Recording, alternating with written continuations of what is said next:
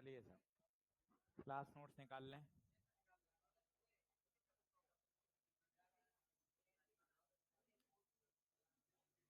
Section A.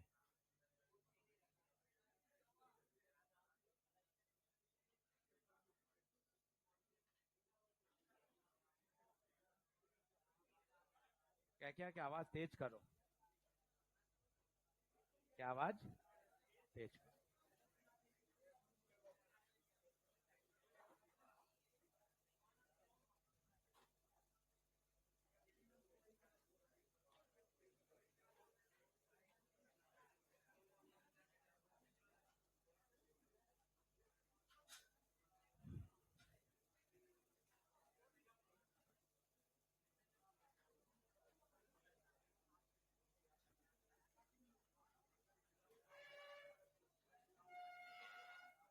चलो लिखो भाई, बोल दिया, मिल जाएगा।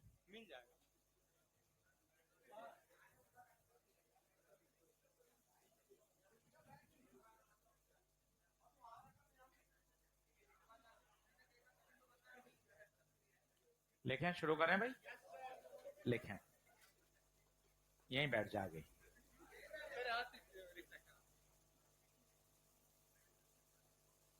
लिखें, कॉन्सेप्ट ऑफ वेव फ्रंट।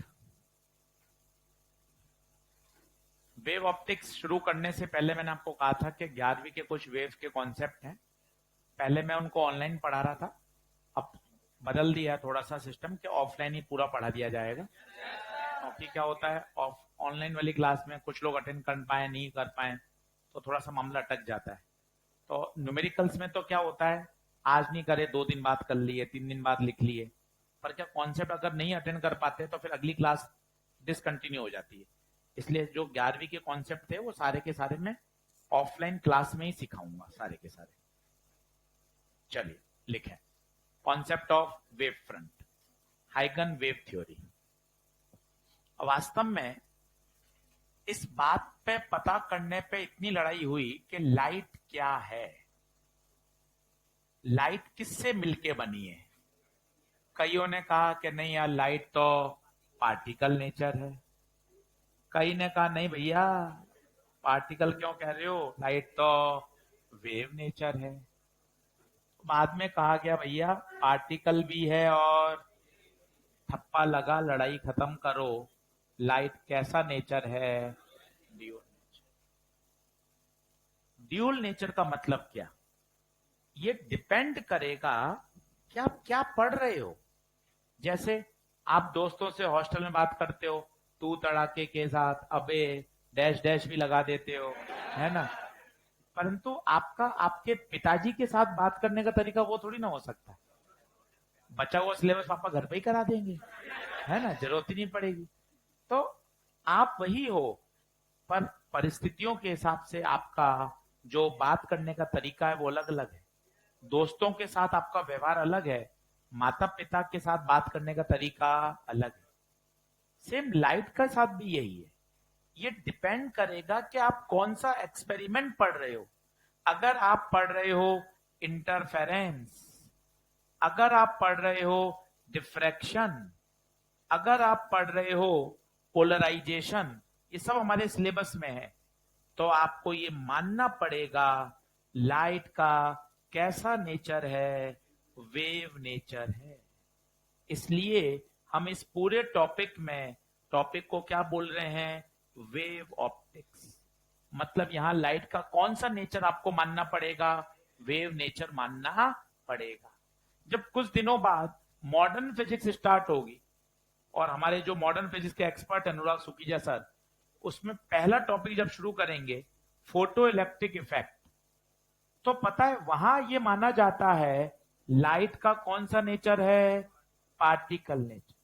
थोड़ा बहुत आपने अगर पढ़ा हो केमिस्ट्री में फोटो इलेक्ट्रिक इफेक्ट, तो वहां हम बोलते हैं मेटल पर फोटॉन्स आते हैं। क्या आते हैं, सुनाओ, सबसे जो स्मॉलेस्ट बंडल है, सबसे छोटा पैकेट, वो कौन है, फोटोन। यहां लाइट का कौन सा नेचर मान रहे हैं, पार्टिकल नेचर। और यहां से क्या निकलता है, इलेक्ट्रॉन। तो ये डिपेंड करता है कि भैया आप क्या पढ़ रहे हो। तो लाइट क्या है? लाइट पार्टिकल भी है, वेव भी है। इट मींस लाइट के पास कौन सा नेचर है? ड्यूअल।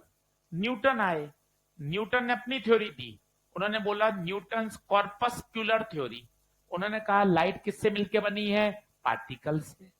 हाइगन आए, उन्होंने अपनी वेव थ्योरी दी। मैक्स प्लैंक आए, सभी ने अलग अलग अलग चीजें करी। वास्तव में क्या कहा गया? लाइट के पास कैसा नेचर है? ड्यूअल। ये डिपेंड करेगा कि आप क्या पढ़ रहे हो। अगर आप इंटरफेरेंस पढ़ रहे हो तो आपको लाइट का वेव कैरेक्टर मानना पड़ेगा, तभी आप उसे समझ पाओगे। फोटो इलेक्ट्रिक इफेक्ट पढ़ोगे तो आप फिर आपको लाइट का कैसा नेचर मानना पड़ेगा? पार्टिकल। लिखना शुरू करिए, यहां से नीट के 2 सवाल बनते हैं। लिख लीजिए। इंटरफेरेंस, डिफ्रैक्शन, पोलराइजेशन कौन से करेक्टर से एक्सप्लेन किए जा सकते हैं? वेव। लिखना शुरू करिए। लगभग 40-45 मिनट बायो है। सर ये बायो कैसे आ गया? क्लास तो फिजिक्स की है। फिजिक्स में जब याद करने वाली बात बताई जाती है तो उसका हमने पर्यायवाची नाम रख दिया है बायो। तो मतलब अगले 45 मिनट बायो पढ़ेंगे। इसका मतलब क्या है कि अगले 45 मिनट में जो बातें हैं वो याद करने वाली हैं। तो उसका पर्यायवाची नाम रख दिया है बायो पढ़ेंगे।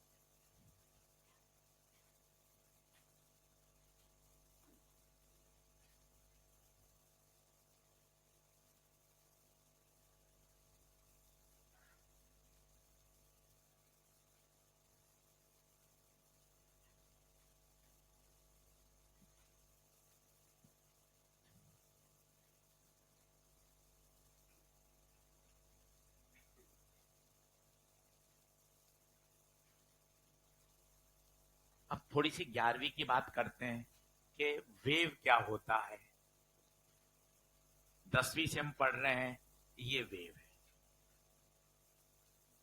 इसकी एक लेंथ होती है जिसे बोलते हैं वेव लेंथ, लैम्डा।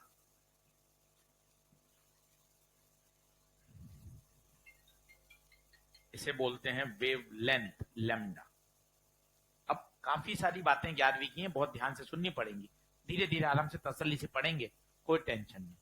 इसके बाद ये वेव अपने आप को क्या करती है? रिपीट करती है। पता है इसका हाल और इसका हाल क्या है? सेम। क्योंकि आपस में कितने दूरी पर है? लैम्डा। रिपीट करने का मतलब है इन दोनों पार्टिकल का फेज सेम है। क्या सेम है? अब एक नया और कठिन शब्द आ गया, यार ये फेज क्या होता है?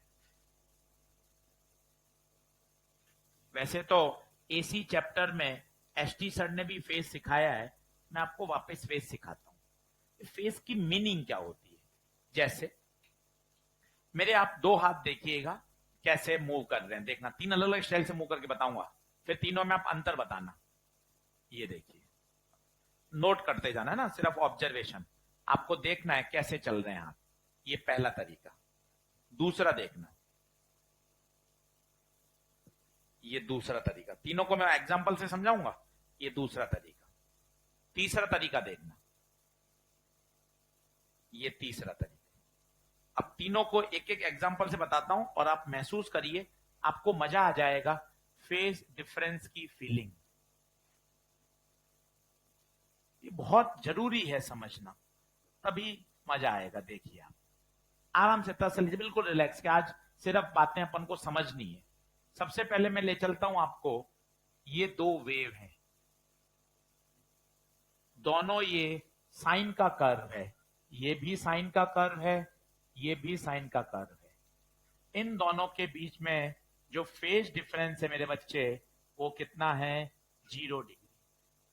क्या मतलब है 0 डिग्री का? देखिए आप, जिस समय ये 0 है उस समय ये भी 0 है, जिस समय ये मैक्सिमम है उस समय ये भी मैक्सिमम है, जिस समय ये 0 से गुजर रहा है ये भी अपने 0 से गुजर रहा है। एसटी सर के पास जाऊं तो एसटी सर कहते हैं कि प्योर आर मैंने बच्चों को पढ़ाया है। प्योर आर का मतलब सर्किट में सिर्फ क्या लगा हुआ है? आर। इसका मतलब सर ने वी और आई का कर्व बनाया था, ये वी और इसी पे क्या बना दिया? आई। और सर ने कहा था प्योर आर में फेज डिफरेंस कितना होता है? यार ये मतलब क्या होता है? सर ने लिखा दिया था 0।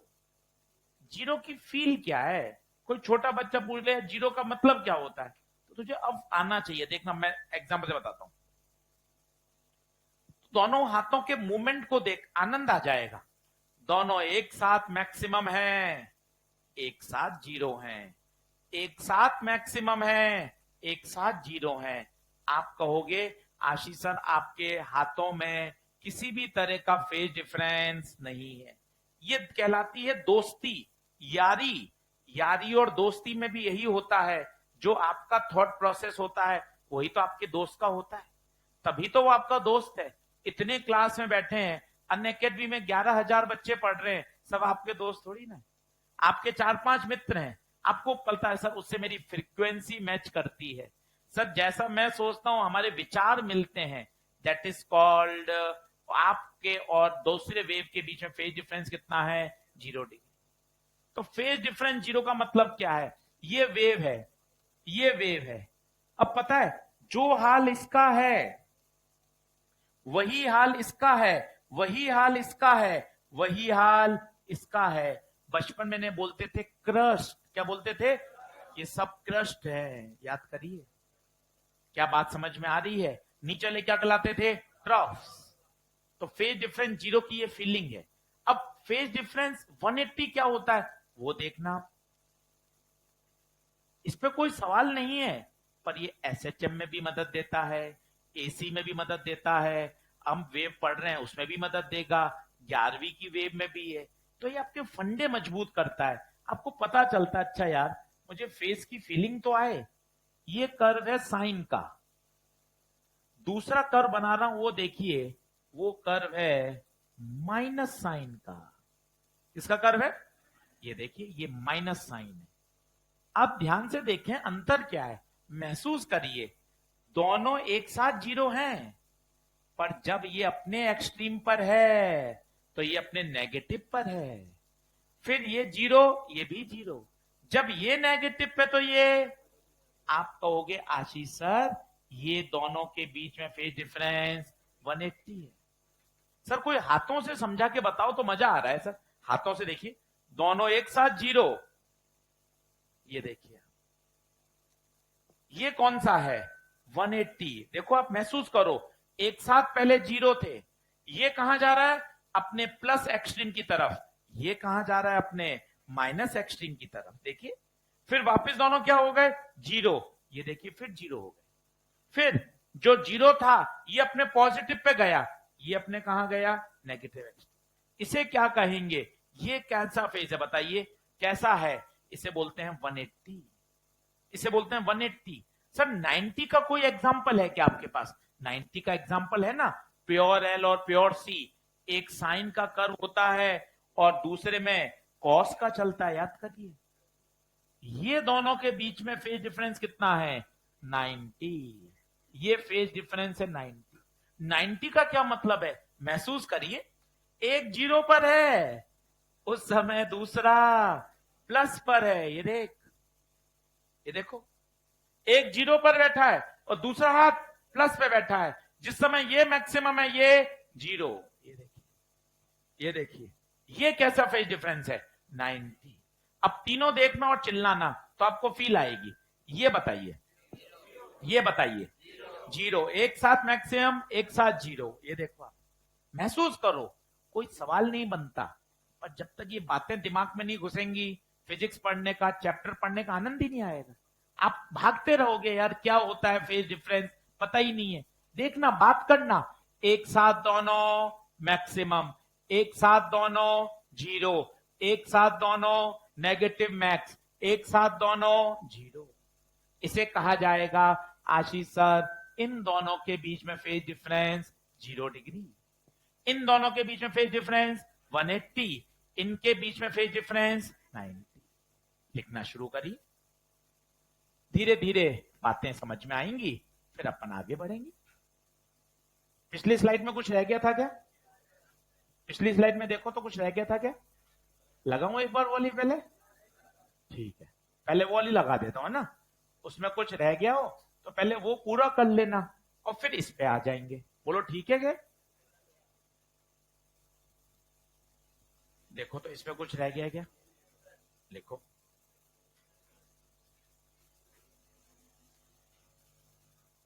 आराम से लिखो, तसल्ली से।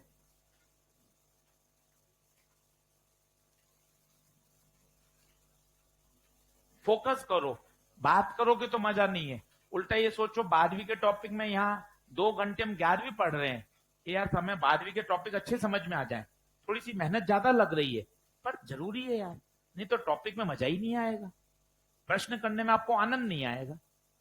और टर्म समझ जाओगे तो पता चलेगा क्या फेज क्या होता है, 0 डिग्री, 90, 180।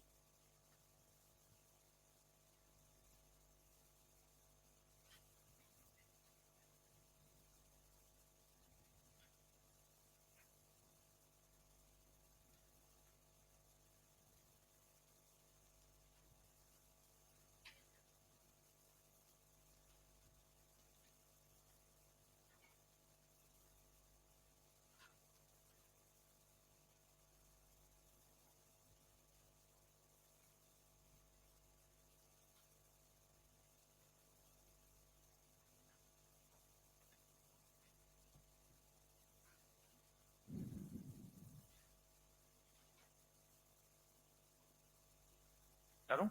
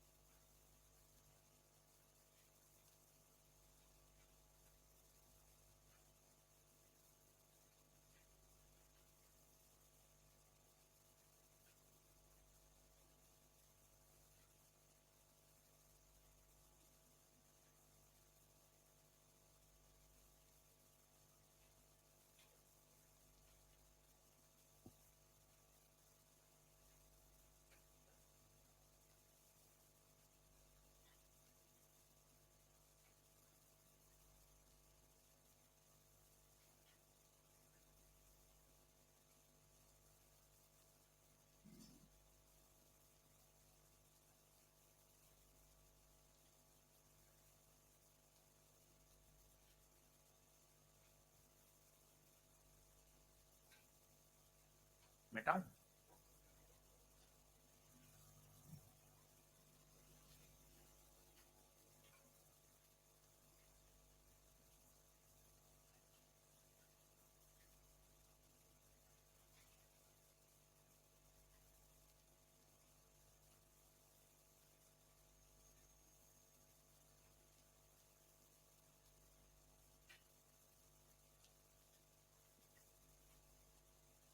तो फेज डिफरेंस 0 को दूसरे शब्दों में कहा जाता है, इन दोनों का फेज क्या है? सेम। अभी तो फेज डिफरेंस 0 है।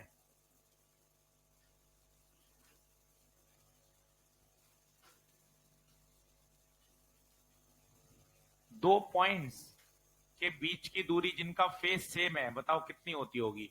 लैम्डा। ये वाला पार्टिकल और ये पार्टिकल सेम फेज में है, तभी तो वो पूरी एक वेव कंप्लीट हो चुकी है। दो पॉइंट्स जो कि सेम फेज में है, उनके बीच की मिनिमम दूरी लैम्डा होती है। एक वेव के बाद फिर वो अपने आप को रिपीटिशन करता है।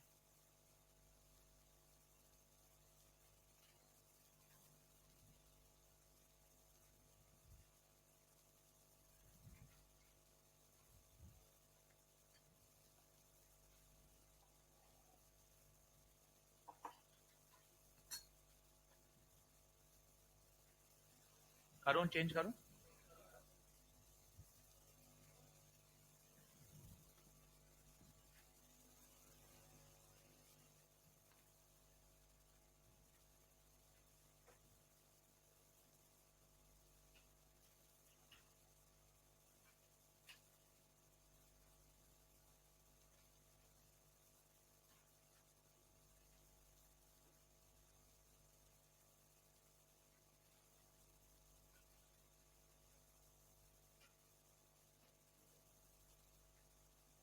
हो गया भाइयों?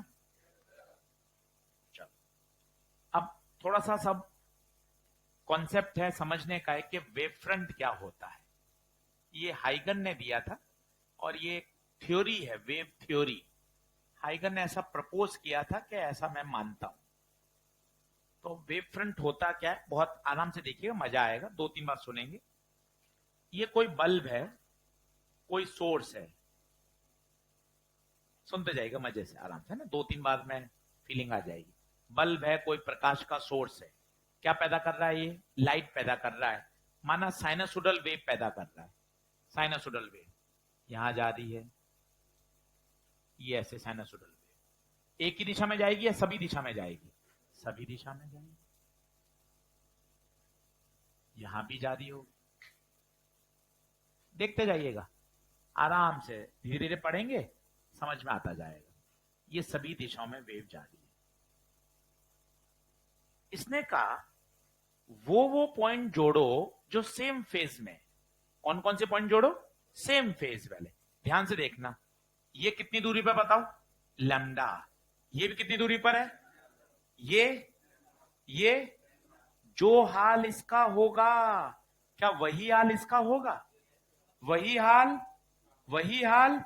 इन सबको जोड़ दो, ये जो शेप बना, इसको क्या कहा? Wave front. क्या परिभाषा है? फीलिंग लाएंगे धीरे धीरे। They are imaginary surface. अभी मत लिखो, पहले एक बार दिमाग में बैठे तो सही। They are imaginary surface. Imaginary का मतलब काल्पनिक, ऐसी कुछ भी वास्तव में एग्जिस्ट नहीं करता। Eight which all particles all particles are oscillating in the same phase। लगभग 40-45 मिनट बायो है, जिसको समझकर अपन को याद करना है। तभी पहले बोल दिया गया अगले 40-45 मिनट क्या पढ़ेंगे? बायो। ये थ्योरी है, समझ लिया, फिर इसको क्या करना है? याद। अब वापस देखना, क्या कहना चाहता हूं। ये कौन है? काल्पनिक इमेजनरी सरफेस है, ये देखिए। इन पे कोई भी पॉइंट होगा, उन सबका फेज सेम है। चेक करो ना, चेक करो, बताओ ये कहां है? लैम्डा दूरी पर। ये भी, ये भी, ये भी। इनको सबको जोड़ दो, क्या निकल कर आया? Wave front. कोई बताएगा कैसा शेप है? स्फेरिकल। सोचिए, ये लैम्डा दूरी, फिर लैम्डा, फिर लैम्डा, फिर लैम्डा, इनको जोड़ दीजिए, इसी तरह से वेव फ्रंट बनते जाएंगे। बताइए कैसा नेचर दिखाई दे रहा है आपको? स्फेरिकल। इसलिए कहा जाता है पॉइंट सोर्स, पॉइंट सोर्स से जो वेव फ्रंट पैदा होता है वो कैसा होता है? स्फेरिकल। इसको बनाने का दूसरा तरीका और है, वो भी देखते हैं। पहले आप लिखना शुरू करिए धीरे धीरे, लिखना शुरू करिए धीरे धीरे।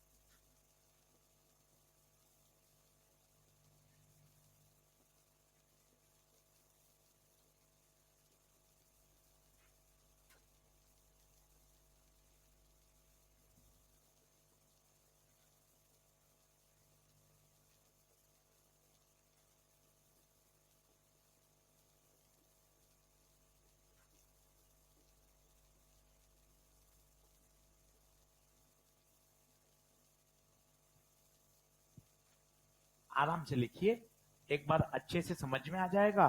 कच्चा पक्का बोलने की अभी इच्छा रखेंगे, धीरे धीरे याद भी हो जाएगा।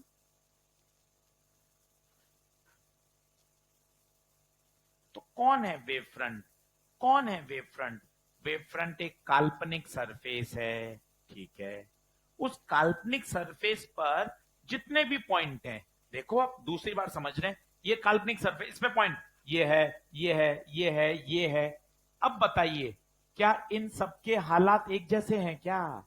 आंसर एक जैसे हालात हैं। एक जैसे हालात का मतलब क्या है सर? कोई कारण बताओ ना, मतलब क्या है एक जैसे हालात? ये देखिए, अगर मीन पर हैं तो सभी मीन पर हैं, मिड पे हैं तो मिड पर, एक्सट्रीम पर हैं तो एक्सट्रीम पर। इनका मतलब इन सबका फेस कैसा है? सेम। इनके बीच का फेस डिफरेंस कितना है? 0। उन्हें कहा जाता है वेव फ्रंट। अब आप परिभाषा पढ़िए, मजा आएगा।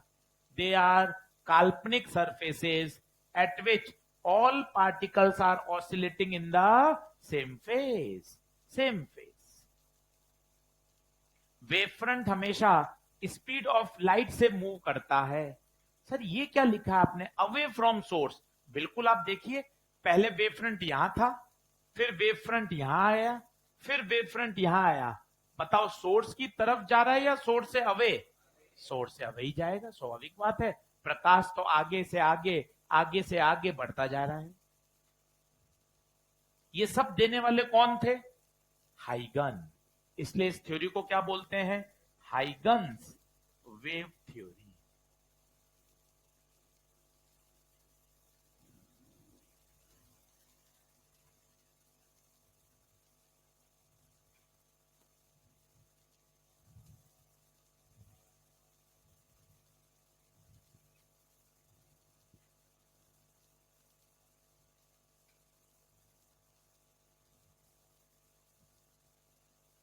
बोलिए, बढ़ो क्या आगे?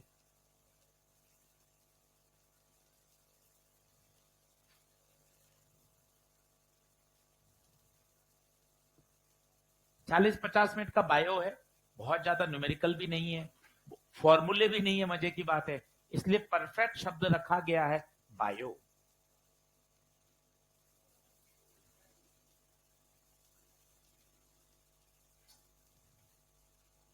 मिटाऊं क्या?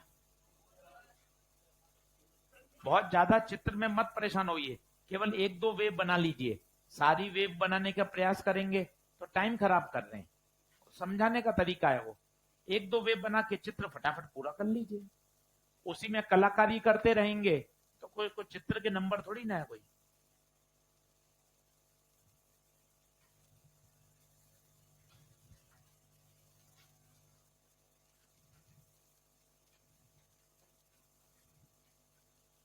अब तीसरा पॉइंट उन्होंने क्या बोला? रे और वेव फ्रंट हमेशा एक दूसरे के क्या होते हैं? परपेंडिकुलर। ये क्या बात है उसको समझते हैं।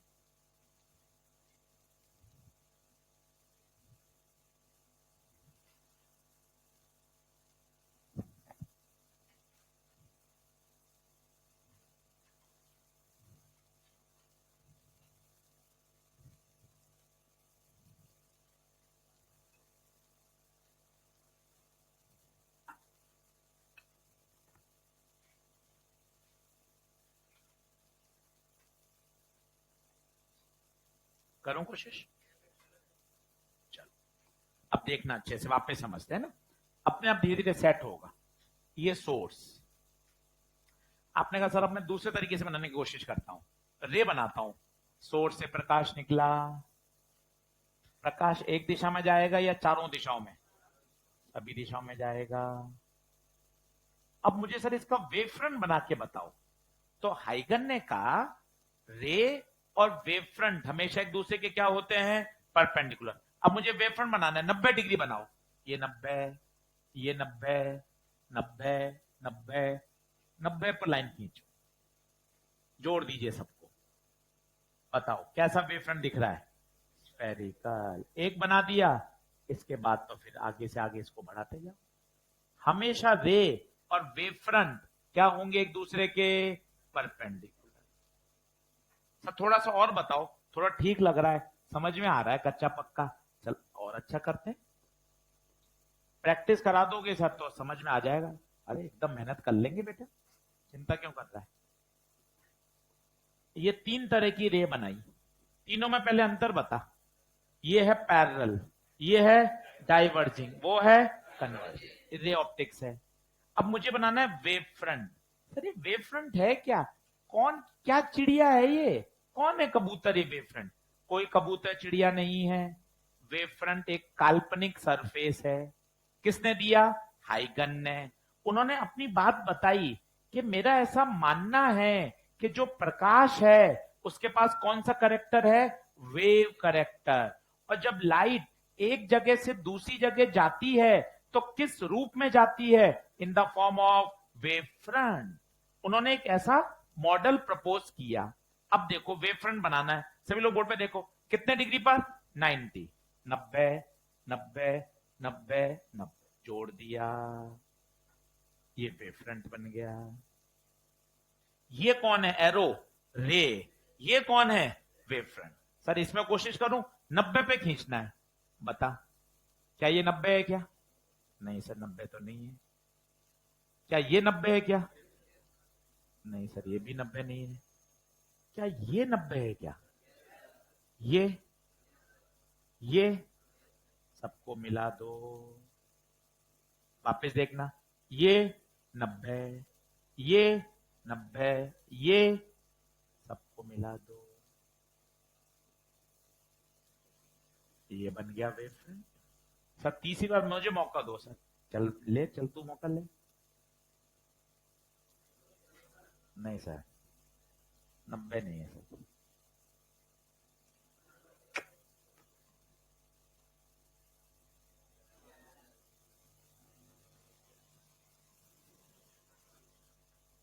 एक बना दो बस, एक बनाने के बाद तो आपको आइडिया लग जाएगा। ये सब वेव फ्रंट के शेप है, बनाते चलिए। ये पॉइंट सोर्स है। सोचिए अगर पॉइंट सोर्स ना होकर लाइन सोर्स हो जाए। सर लाइन सोर्स क्या होता है आशीष सर, लाइन सोर्स का मतलब उसके ऊपर बहुत सारे क्या है, पॉइंट सोर्स। अब महसूस करिएगा, एक बार पेन पेंसिल छोड़िएगा, ये पॉइंट सोर्स हैं बहुत सारे। इस अकेले का वेव फ्रंट देखना, इस अकेले का कोशिश करना, इस अकेले का कोशिश करना, ऐसे आएगा, इसका ऐसे आएगा, इसका ऐसे आएगा। सोचो सबको मिला दोगे, कैसा वेव फ्रंट आ रहा है बताओ, सिलेंड्रिकल। फिर अगले ही क्षण ये ऐसा हो जाएगा, उसके अगले ही क्षण और बड़ा हो जाएगा। तो ये सब पेपर के सवाल हैं जो आपको याद होना चाहिए कि अगर सोर्स कैसा है, पॉइंट सोर्स, तो बताओ वेव फ्रंट का नेचर स्फेरिकल। नीट का बोर्ड का सवाल है, अगर सोर्स कैसा है, लाइन सोर्स, तब वेव फ्रंट का नेचर बताओ सिलेंड्रिकल। बनाने की कोशिश करिए, धीरे धीरे सब बनते जाएंगे, कहीं कोई टेंशन नहीं आएगी। पहली बार पढ़ रहे हैं तो अटपटा है, कठिन नहीं है।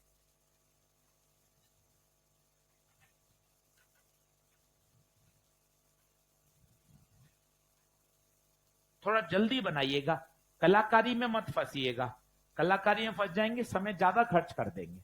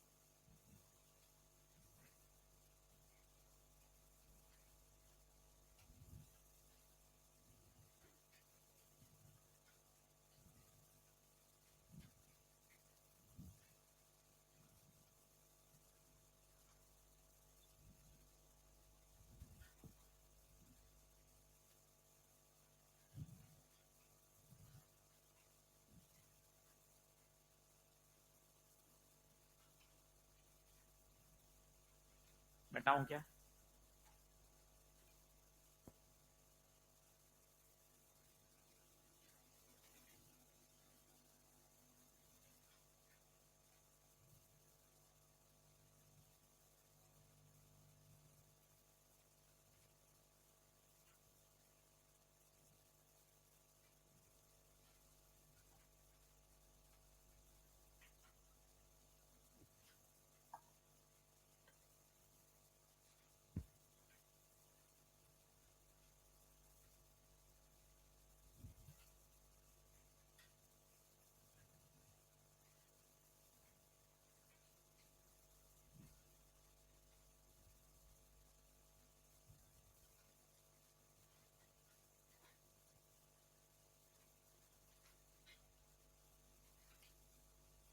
यहां कौन है, फिर लिख लो, रे ऑफ लाइट और वेव फ्रंट हमेशा क्या होते हैं, परपेंडिकुलर।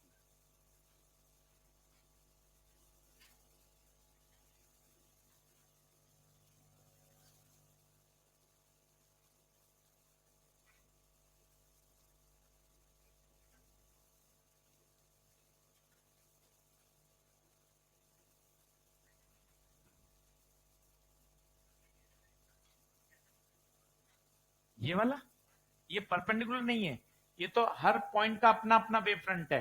जैसे 1 रुपए के सिक्के के ऊपर 1 रुपए का सिक्का, 1 रुपए का सिक्का, 1 रुपए का सिक्का, तो क्या बन जाएगा, सिलेंडर बन जाएगा, तो सिलेंडर।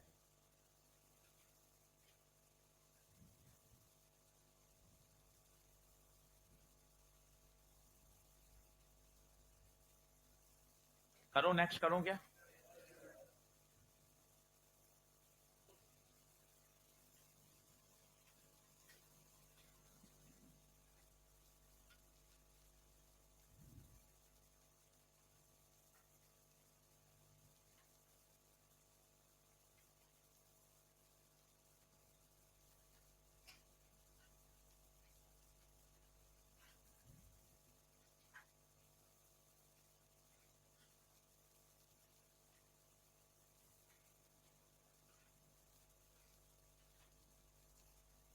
चलो और देखो सर, 2-3 और बनवा दो सर, थोड़ा ठीक लग रहा है। चल और बना लो भाई, 11वीं से जोड़ देते हैं, 12वीं रे ऑप्टिक्स से। ये लेंस है, ये लाइट आ रही है पैरेलल, बता पैरेलल लाइट कहां मिलेगी, फोकस। सोच, फोकस पे आके रुक जाती होगी कि लाइट कहां जाती होगी, आगे ही जाएगी भाई। ये बात भी सही है सर। और बताओ सर, रे ऑप्टिक्स के बता दो 10वीं कक्षा। ये कौन सा लेंस है बताओ, कौन के, बताओ पैरेलल लाइट को क्या करेगा, डाइवर्ज करेगा। और बताओ प्रिज्म क्या करता था, लाइट आई क्या करता था, बेंड कर देता था, याद आ रहा है? ये सब है रे, जो आपने पिछले रे ऑप्टिक्स में 27 लेक्चर पढ़ा। अब मैं इसी बात को वेव फ्रंट के रूप में बताना चाहता हूं। हाइगन यही तो कहना चाहते हैं, हाइगन ये कह रहे हैं लाइट को हम कैसा मान के चल रहे हैं, वेव करेक्टर, और वेव कैसे मूव करेगी, वेव फ्रंट के रूप में। अब इसका वेव फ्रंट बनाना है, बताओ कैसे, परपेंडिकुलर, जोड़ दीजिए, बताइए ये क्या बन गया आपका, वेव फ्रंट। इसमें बताइए कैसा बनेगा, परपेंडिकुलर, ये परपेंडिकुलर, एक बना दीजिए, ये बन गया। इसमें बताइए ध्यान से, परपेंडिकुलर, ये देखिए। सर ये बदल कैसे गया स्वभाव, बदलना चाहिए था, देख पहले क्या हुई इस बिंदु पे आके, कन्वर्ज, और फिर क्या हो गई, इसका बना। ये तो सर अब याद ही हो गया, कैसा बनेगा, प्लेन। इसका कोशिश करोगे, बनाओ 90 पर, ये देखो। इसका बताओ, पैरेलल लाइट है, ये 90 है, पैरेलल है। ये सब नीट के, एनसीईआरटी के बोर्ड के सवाल हैं, चित्र बना हुआ आएगा, आपको 4 ऑप्शन में छांटना है कि सही ऑप्शन कौन सा है। सफेद रंग से क्या बनाया गया, सफेद रंग से लाइट, और बाकी क्या बनाए गए हैं, वेव फ्रंट। धीरे धीरे दोस्ती करिए, कौन है ये, वेव फ्रंट। वेव फ्रंट हमेशा रे ऑफ लाइट के कैसा होता है, परपेंडिकुलर। 8वीं बार सुन रहे हैं, wave front ray of light के क्या होता है, परपेंडिकुलर। ये मॉडल देने वाले कौन थे, हाइगन वेव थ्योरी। पिछले 40 मिनट से हम क्या पढ़ रहे हैं, बायो। लगभग 50 मिनट है ये बायो, जो आपको समझकर क्या करनी है, याद करनी है। लिखिए, 10 मिनट की और बची है। तीनों डायग्राम बना लीजिए फटाफट, तीनों ये बोर्ड के नीट के क्वेश्चंस हैं।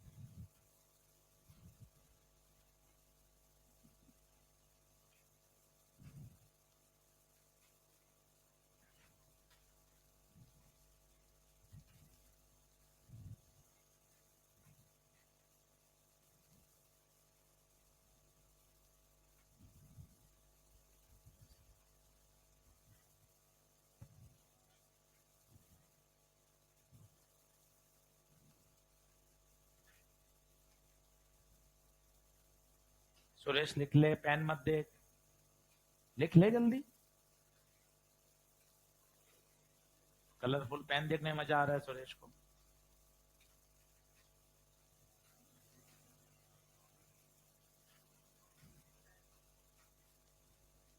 कैसे लाइट अब कैसे अलग थोड़ी, ऐसी तो रहेगी हमेशा ही।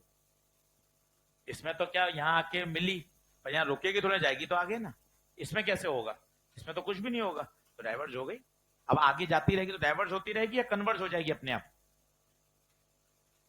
नहीं आ पा रहा, मिटाऊं क्या,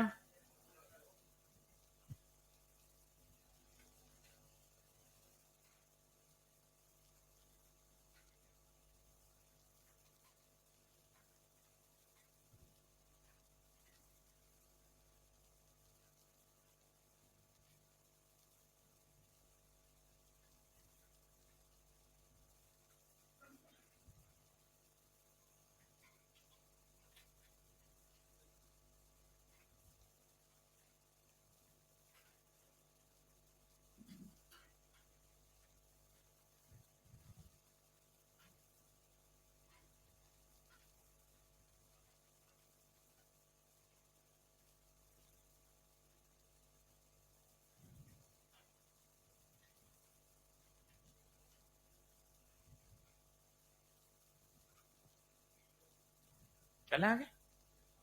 लिखें, इसी में लिखिए, आइगन वेव थ्योरी में how to draw and find the position of wavefront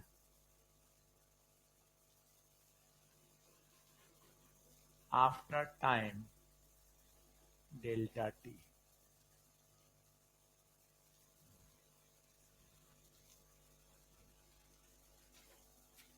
How to draw and find the position of wavefront after time delta t.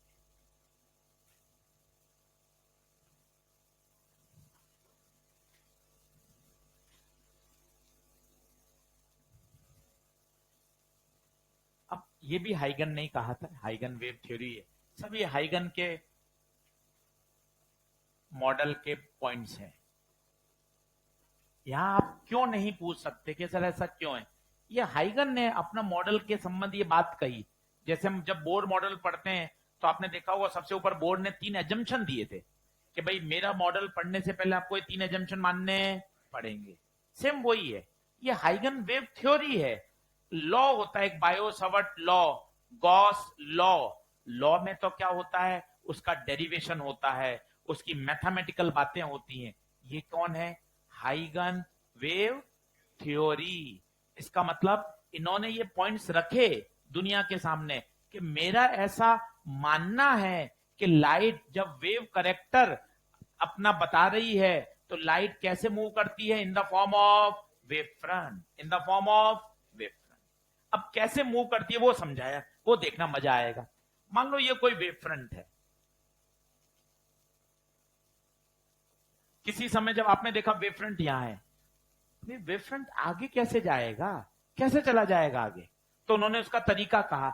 उन्होंने कहा इस वेव फ्रंट के ऊपर असंख्य असंख्य नए सोर्स होते हैं, असंख्य नए सोर्स होते हैं, जिसे उन्होंने कहा source of secondary light, source of secondary light.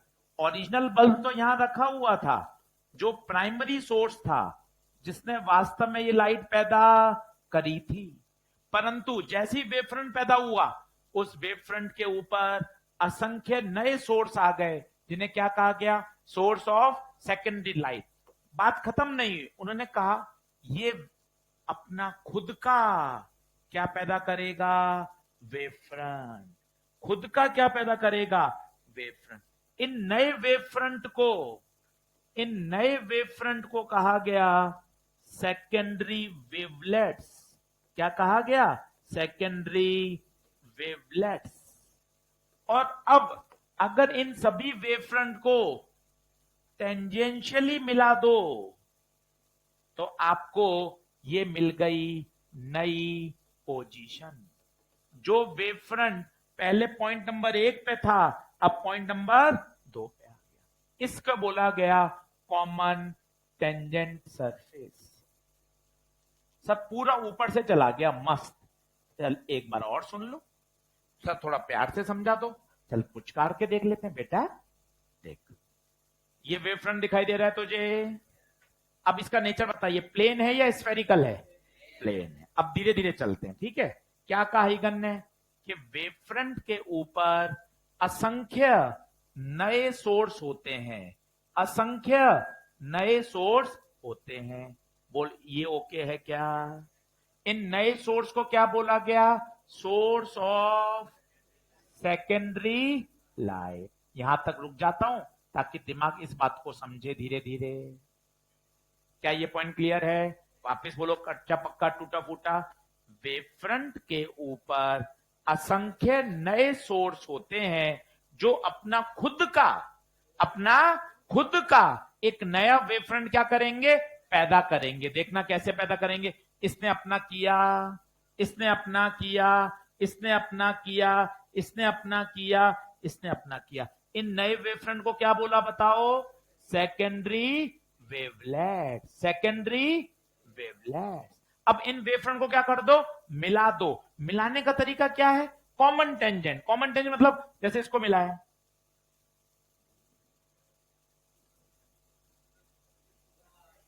नहीं सर ये तो थोड़ी ना है। इसने शब्द दिया कि भाई तेरा ऐसा मूड नहीं बन जाए कि सर माहौल सेट है, बाहर का देखो आप कितना मस्त मौसम हो रहा है, तूने कुछ नया ही काम कर दिया। नहीं भाई, क्या करना है बता? Common tangent. कॉमन, कॉमन का मतलब सभी को टच करता हुआ, सभी को टच करता हुआ। ये अपने आप जो वेव फ्रंट पहले पोजीशन नंबर 1 पे था, अब बता खिसक के कहां आ गया? पोजीशन नंबर 2 पे। अब हेडिंग पर मजा आ जाएगा। How to draw and find the position of wave front after time. बताइए पहले वेव फ्रंट कहां था? 1 पे। खिसक के कहां आ गया? 2 पर। आइए फिर से बातें बोलते हैं। हर वेव फ्रंट पर असंख्य ऐसे बिंदु होते हैं जो अपना खुद का क्या पैदा करते हैं? नया वेव फ्रंट। उस नए वेव फ्रंट को क्या बोलते हैं? उन सेकेंडरी वेवलेट्स को कॉमन टेंजेंट से मिला दोगे, then we get the new position of wave front. क्या समझ में आया? एक बार बनाइए, फिर एक बार और समझा दूंगा प्यार से। लिख लें।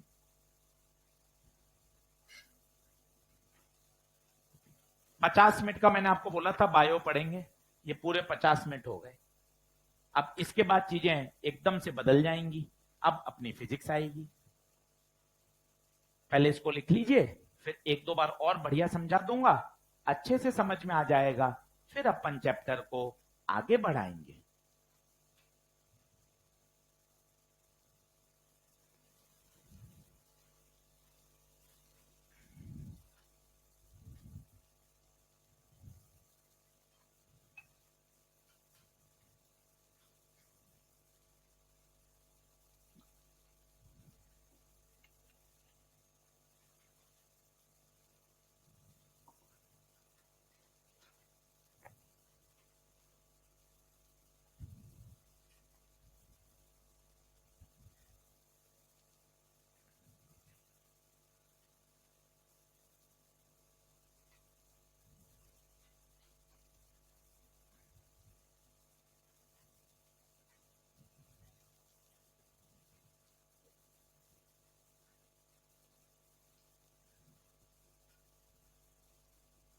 हटाऊं क्या?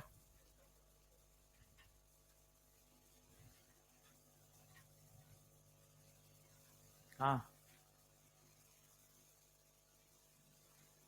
रोक के रख।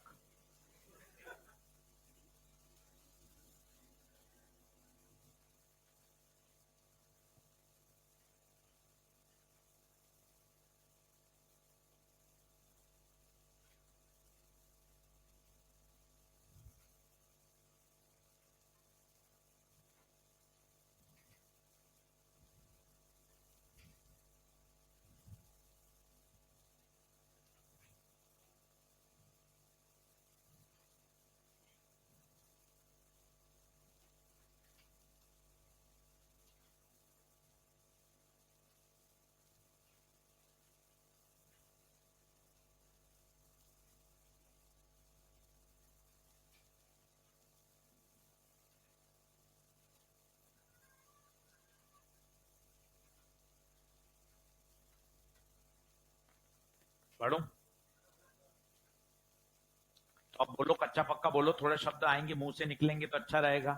हर वेव फ्रंट पर असंख्य ऐसे बिंदु होते हैं जो नए सोर्स की भांति काम करते हैं, और वो नया सोर्स अपना खुद का एक नया वेव फ्रंट पैदा करता है। उस नए वेव फ्रंट को क्या कहा गया? Secondary wavelets. उन सभी को कॉमन टेंजेंशियल सरफेस से मिला दोगे, then we will get the new position of wavefront.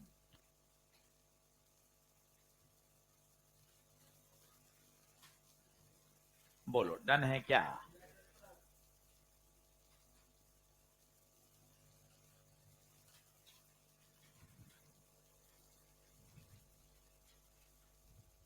ये साहब 50 मिनट की बायो थी, जो सिर्फ समझकर याद करने की, केवल 6 स्लाइड पढ़ाई है देखो आप, पर सारा का सारा याद करने का है। एक बार आपने समझ लिया, 5-6 बार मेरे से सुन लिया, अब आप पढ़ लेंगे, आपका तैयार हो जाएगा।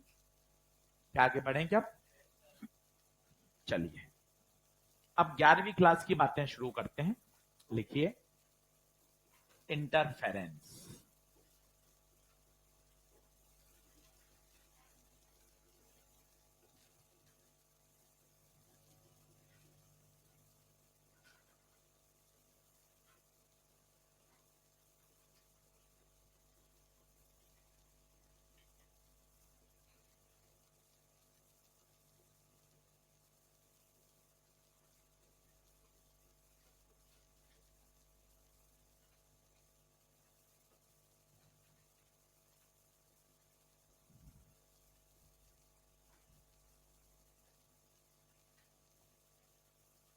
चलो, अब सुनते जाना, सब 11वीं की बातें हैं, पर ये मान के नहीं पढ़ा रहा हूं कि आपको आती होंगी।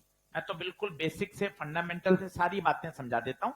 आपको आती हैं तो रिवाइज हो जाएगा, नहीं याद है तो सीख जाओगे। चलो, सभी लोग बोर्ड पे देखो, बिंदास मस्ती से। दो बल्ब हैं जिन्हें कहा जाता है सोर्स। अगर 11वीं पढ़ानी होगी तो मैं इनको बना दूंगा लाउड स्पीकर। क्या बना दूंगा? Loud speaker. लाउड स्पीकर में और बल्ब में क्या अंतर है बोलो? बल्ब तो पैदा करेंगे लाइट वेव, स्पीकर क्या पैदा करेंगे? Sound wave. अंतर समझो, क्यों 11वीं और 12वीं में दोनों टॉपिक सेम है? वहां साउंड वेव का इंटरफेरेंस है, यहां किसका इंटरफेरेंस है? लाइट वेव का। ऐसी बातें सुनोगे तब दिमाग चलेगा ना। वहां दो स्पीकर हैं, स्पीकर से क्या निकलेगी? साउंड। इन दो बल्ब से क्या निकलेगी? लाइट। तो इससे स्पीकर से साउंड निकली, यहां से साउंड निकली, दोनों बिंदु पी पे जाकर मिली। इस मिलने को फिजिक्स में बोलते हैं सुपर इम्पोज। क्या हुआ? Super impose. माना इसकी जो वेव है, इसका एम्पलीट्यूड है A1, इसकी जो वेव है, इसका जो एम्पलीट्यूड है वो A2। मिलने के बाद जो नई रिजल्टेंट वेव बनेगी, उस रिजल्टेंट वेव की इन फॉर्मूला आपको याद हो को थोड़ा बहुत, A1 square plus A2 square plus 2A1 A2 cos delta five. ये 11वीं क्लास में वेक्टर में भी वही फॉर्मूला है, A1 square plus A2 square plus 2A1 A2 cos phi. A1 क्या है सर? A1 क्या है बोलो? Amplitude of first wave. A2 क्या है? Amplitude of second wave.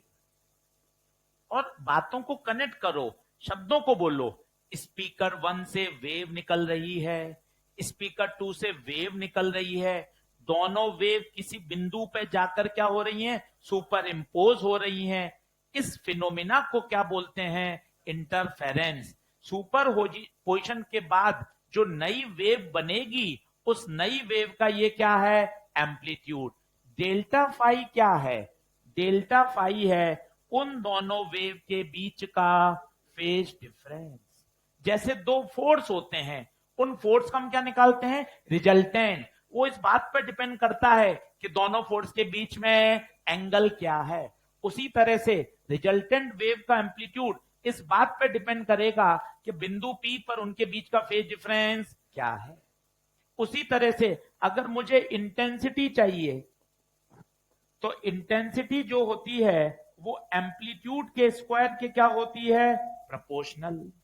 तो रिजल्टेंट इंटेंसिटी का फॉर्मूला 11वीं क्लास में हम सिखाते हैं, अगर याद है तो अच्छी बात है, नहीं तो अभी करेंगे। I बराबर I1 plus I2 plus 2√I1I2 cos delta phi. एक एक टर्म के साथ दोस्ती करिए, बोलिए। I1 intensity of first wave, I2 intensity of second wave, delta phi phase difference. ये I क्या है? रिजल्टेंट। क्योंकि अगले 4 दिन में 40 बार बोलना पड़ेगा। बल्ब 1 से लाइट आ रही है, बल्ब 2 से लाइट आ रही है, वो पर्दे पर पहुंचकर आपस में क्या कर रही है? इंटरफेरेंस कर रही है। किसी पॉइंट पर एकदम से आवाज तेज सुनाई देगी। आवाज तेज का मतलब वहां कौन सा इंटरफेरेंस हुआ? कंस्ट्रक्टिव। आवाज एकदम से कम हो गई, पता है वहां कौन सा इंटरफेरेंस हुआ? डिस्ट्रक्टिव। इंटरफेरेंस भी दो तरह के होते हैं, कंस्ट्रक्टिव और कंस्ट्रक्टिव क्या होता है? जहां एकदम से एम्पलीट्यूड बढ़ जाता है, जहां एम्पलीट्यूड कम हो जाता है उसे हम क्या बोलते हैं? डिस्ट्रक्टिव। लिखना शुरू करिए आराम से, तसल्ली से। सारी 11वीं की बातें धीरे धीरे सुनोगे, अपने आप बातें क्लिक करती जाएंगी। बिल्कुल भी पैनिक मत होइएगा, धीरे धीरे सुनेंगे, समझेंगे, आ जाएगा।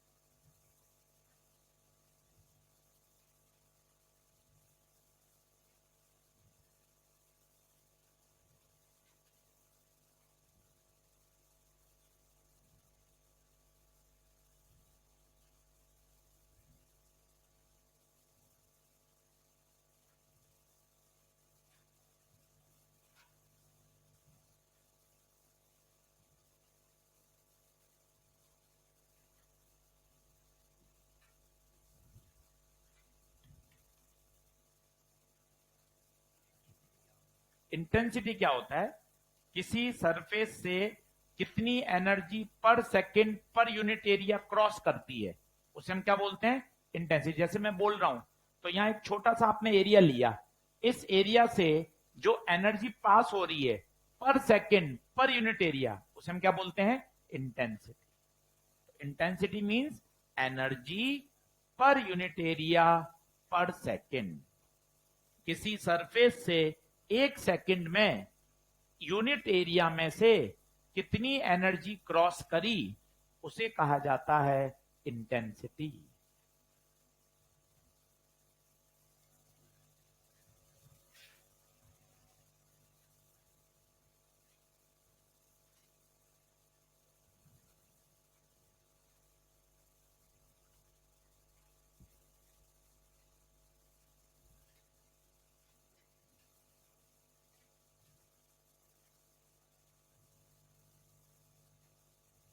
बढ़ चले।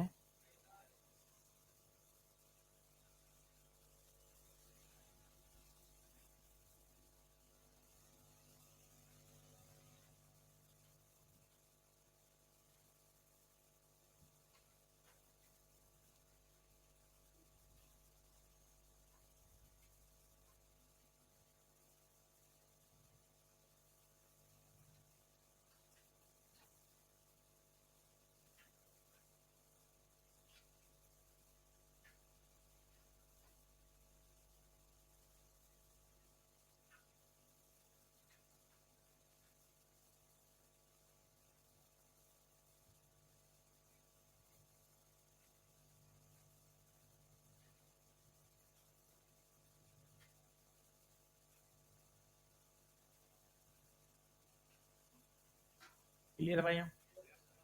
चलो,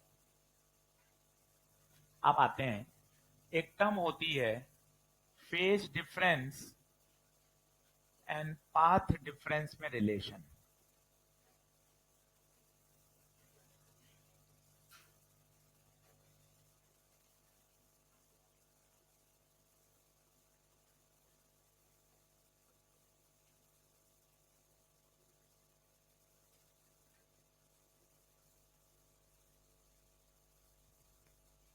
लिखें। अब प्रश्न पैदा होता है, पाथ डिफरेंस क्या होता है?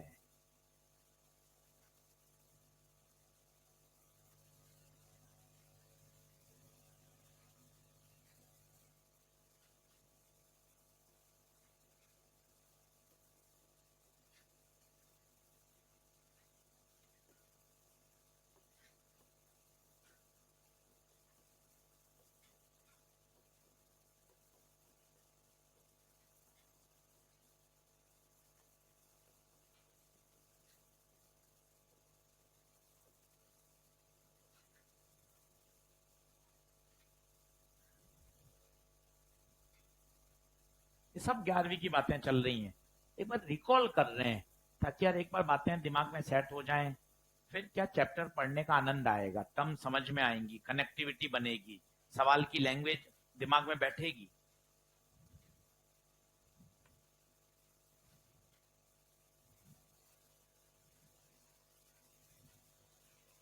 बोलो।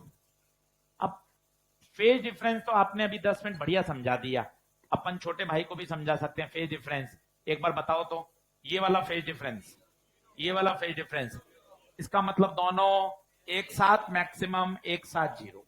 अब देखो दूसरी बार सुनते ही बोलने लग गए अपन, दिमाग खुश हो रहा है। अच्छा, दोनों वेव एक साथ मैक्सिमम पे जा रही हैं, एक साथ जीरो, एक साथ मैक्सिमम, एक साथ जीरो, मतलब दोनों हाथ के बीच में फेज डिफरेंस जीरो। बोले तो they are in the same phase. बोलो क्या ये बात ओके है? अब 180 वाला बताओ, 180 वाला बताओ, एक प्लस ए की तरफ, एक माइनस ए की तरफ। या देखिए, एक प्लस ए की तरफ, एक माइनस ए की तरफ, ये कौन सा फेज है? 180। 90 डिग्री वाला बताओ, 90 डिग्री वाला, एक मैक्सिमम और एक, अगर ईएमडब्ल्यू से इसको जोड़ दो तो मजा आ जाए। ईएमडब्ल्यू में क्या होता है? Direction of wave propagation, direction of wave propagation, electric field और मैग्नेटिक फील्ड तीनों परपेंडिकुलर होते हैं। अब आप देखना कैसे होंगे। और मजे की बात, ई और बी, ये नीट के जेई मेन के सवाल है, ई और बी होते तो परपेंडिकुलर हैं, बट एक अच्छे बच्चे ने तुरंत बोल दिया इन दोनों का फेस सेम होता है। दोनों शब्द सवाल पेपर के हैं ये।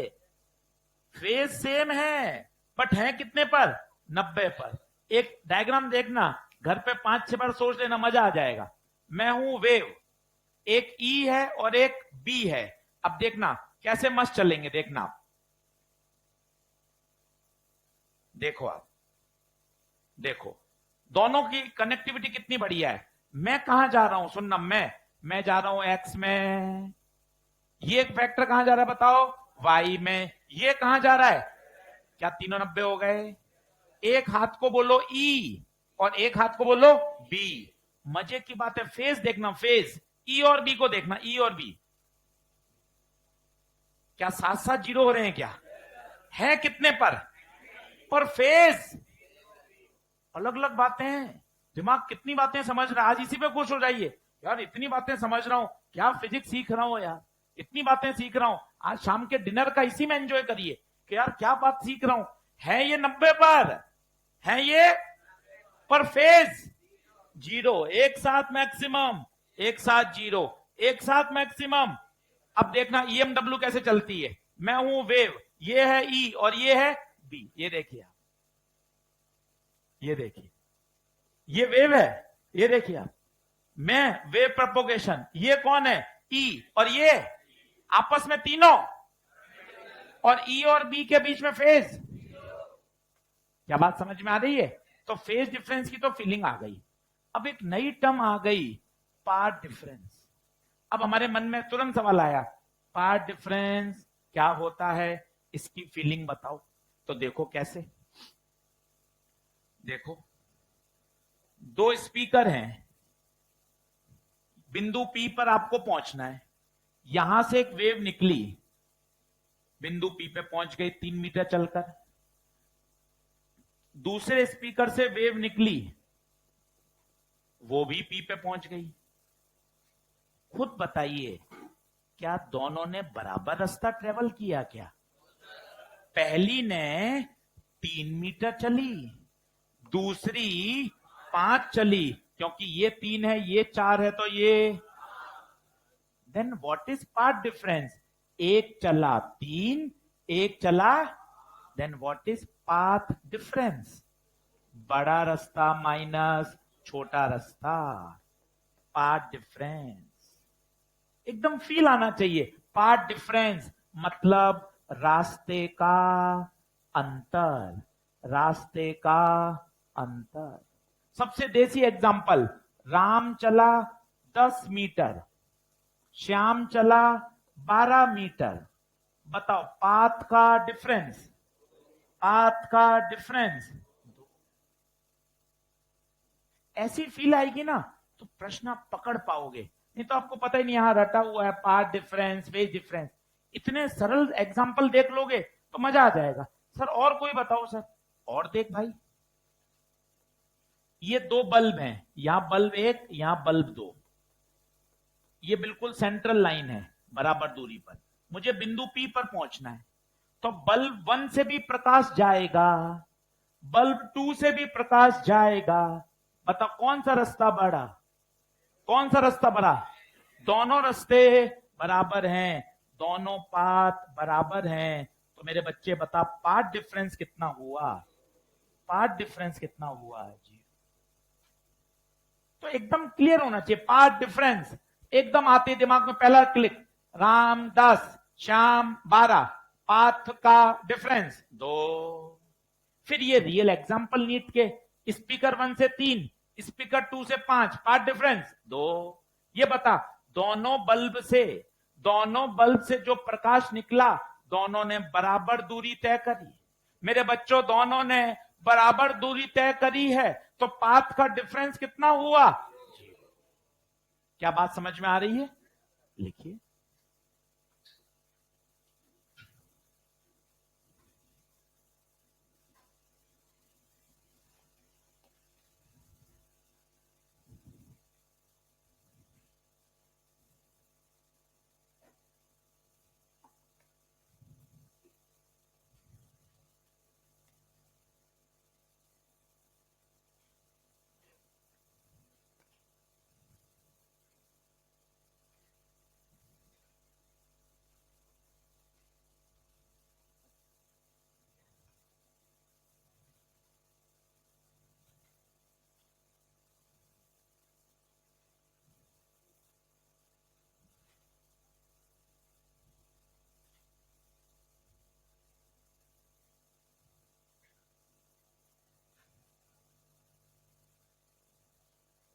मिटाऊं क्या?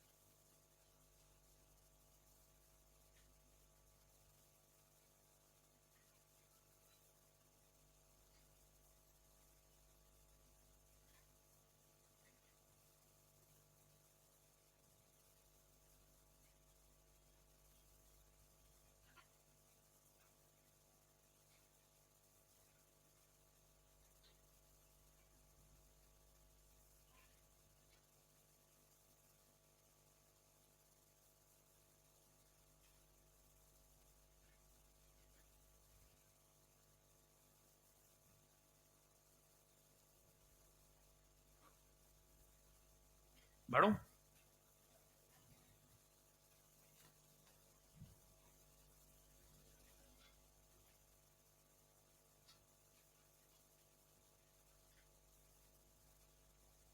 नीचे लिखो टाइप्स ऑफ इंटरफेरेंस। आओ जल्दी आओ।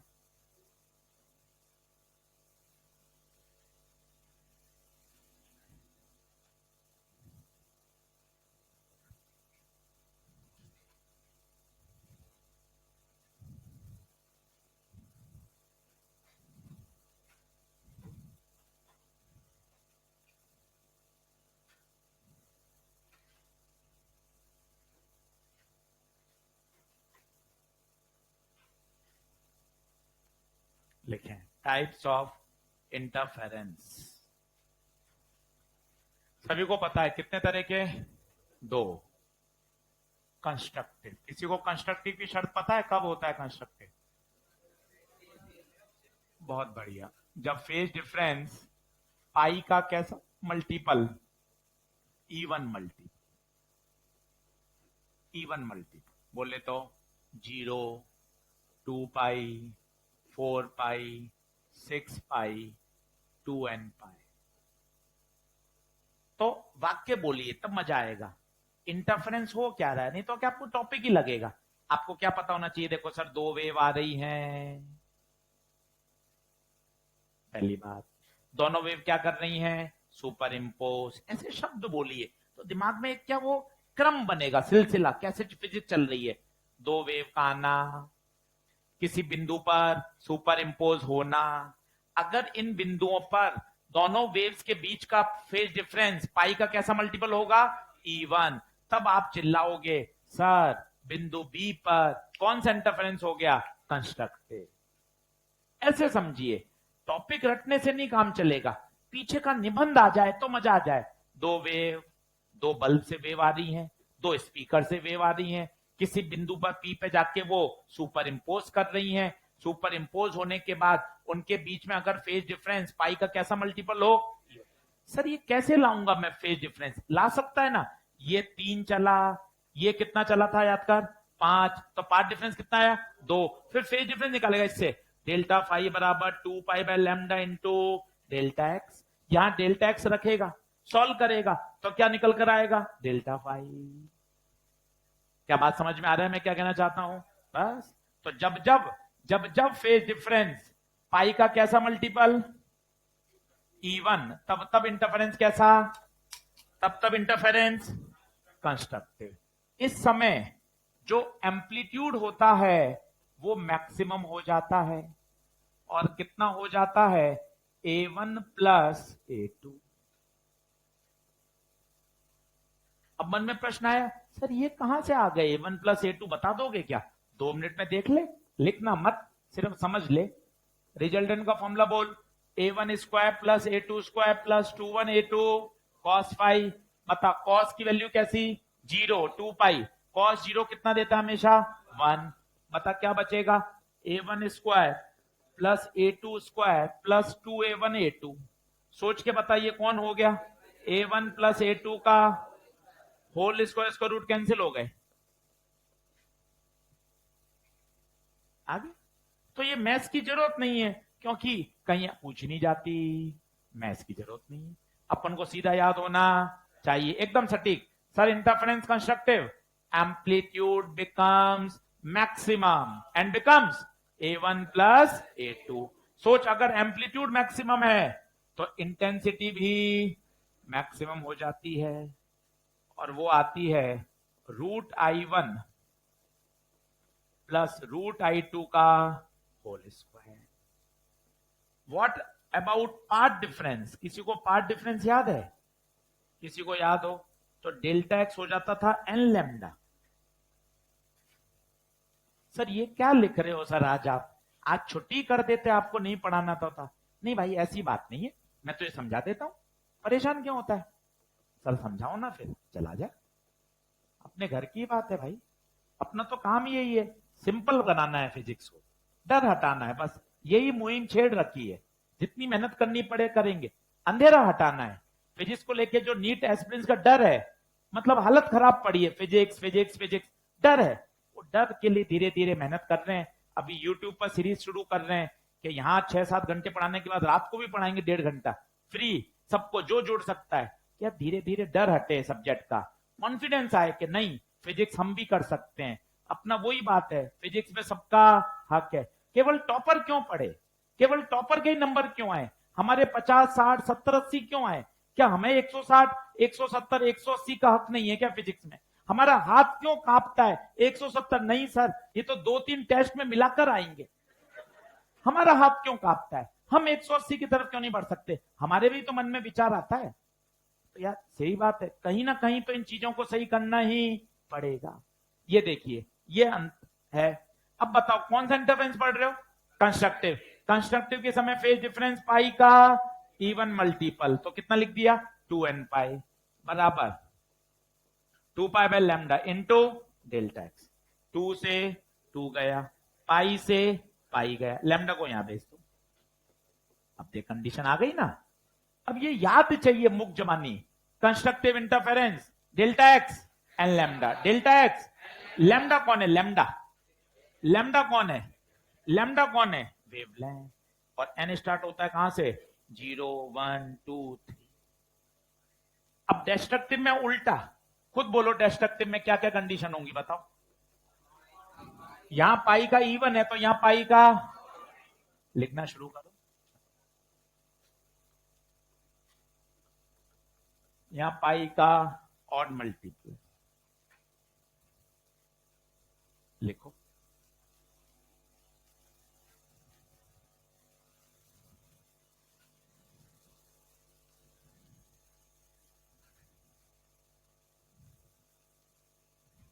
तो ऑड में क्या आएगा, पाई, 3 पाई, 5 पाई, 7 पाई,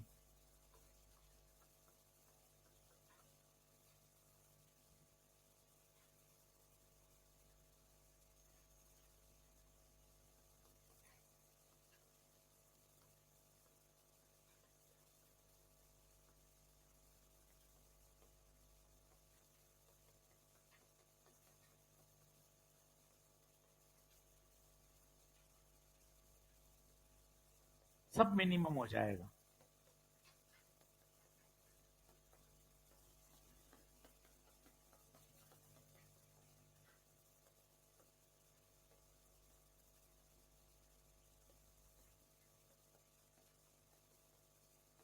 ये सब याद होने चाहिए भाइयों, नहीं तो आगे पढ़ने का मजा ही नहीं आएगा। ये अपन ने एक लेक्चर इसलिए खर्च किया है, सब याद भी है। अब ये 2n + 1 लैम्डा बाई 2 कहां से आ गया, देख ड्राइव कर सके देख सकता है। डेल्टा फाई का फॉर्मूला बोलो, 2 pi by lambda into delta x. Delta phi destructive में कितना होता है, 2n + 1 पाई। एक बार घर पर हाथ से लिखो, डिराइव करो, सिर्फ पढ़ोगे तो कनेक्ट नहीं कर पाओगे अपने आप को। डिराइव करके देखोगे ना मैथ, तो आपको मजा आएगा। अच्छा यार, ऐसे कनेक्ट होता है। केवल रट्टा मार कर लोगे तो सवाल समझ में ही नहीं आएगा।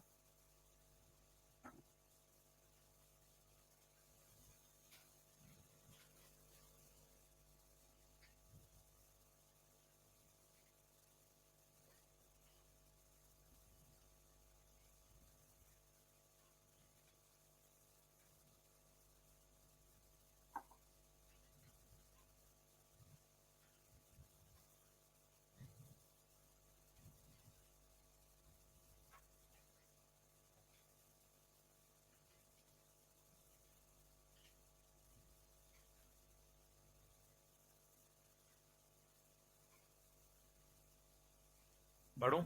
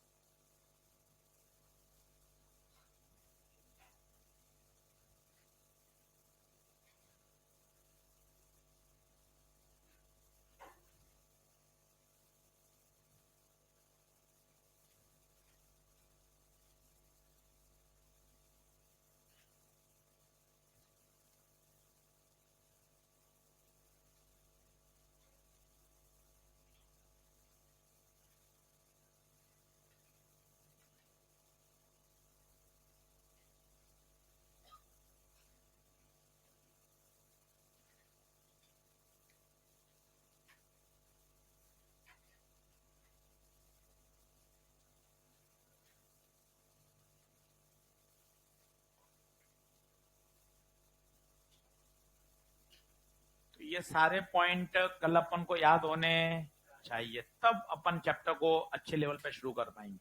और बीच बीच में 11वीं के कॉन्सेप्ट सिखाता रहूंगा, जो जो अपन को आवश्यक है अपन को सारे आने चाहिए। मजे की बात ये है, जैसे कर दू, नेक्स्ट करूं। जैसे इक्वेशन ऑफ वेव आपको पता होनी चाहिए, y बराबर a sine omega T minus के। अभी ईएमडब्ल्यू में भी एसटी सर ने काम में ली थी। ओमेगा कौन है? Omega angular frequency. ओमेगा का फॉर्मूला पता होना चाहिए, 2 pi F omega 2 pi by T. इसके बिना काम ही नहीं चलेगा। के कौन है? के प्रोपोगेशन कांस्टेंट। के कौन है? Propagation constant. फॉर्मूला याद है के का? बोलिए, 2 pi by lambda. 2 pi by lambda. A कौन है? A amplitude. ये सब बातें पता होंगी, क्वेश्चन करने में मजा आएगा। ओमेगा को क्या बोलते हैं? Angular frequency. लिख लीजिए।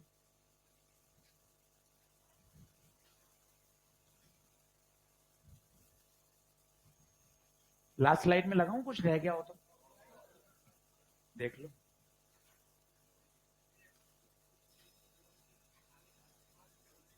हो गया है पूरा?